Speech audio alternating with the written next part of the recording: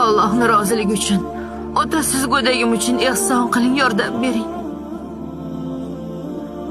Bu insonlar ko'rib turgan narsasini nega ko'r kabi ko'rmaslikka oladi-ya? Nima uchun tilanchilik qilyapsiz? Otasi olamdan o'tdi. Men kasalman, ishlay olmayapman. Ikkalamiz ham ochmiz. Och qolganingizni sezmagan qo'shnalaringizga o'zim saboq beraman. Siz aslo tashvishlanmang. Yolg'on gapiryapti bu ayol.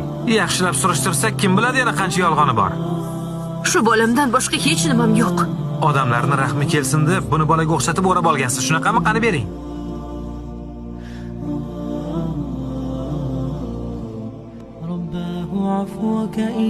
Akamning nomidan uzr so'rayman. Uni ham, bu odamlarni ham ko'zini ochib qo'yaman.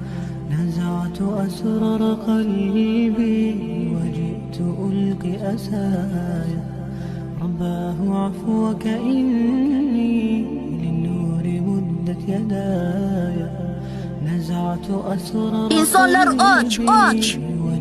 Sizlar esa bu yerda sho'rva, palov, ayron bilan maza qilib ovqatlanyapsiz. Lekin ba'zi odamlar och yotibdi. Bu ayb, gunoh. Oilam bo'lishingizga qaramay yuzingizga ham qaragim kelmayapti. Nima deyapsan? Bu nimasi o'g'lim? Tavba. Bugun bozorda go'dagi bilan tilanchilik qilib o'tirgan bir ayolni ko'rdim. Odamlar yonidan beparvo o'tib ketyapti. Shunchalik vijdonsiz bo'lasizmi? Qo'ying qoshiqni. Qo'lingni tort. Buncha asabga tegding.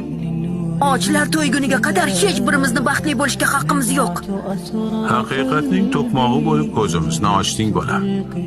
Yurtimizdagi insonlar qo'shnilarni ochayotgandan bexabar qolibmiz. Bundan keyin insonlarning dardi haqida gapiraman. Mush-mushini emas, gap tashimayman.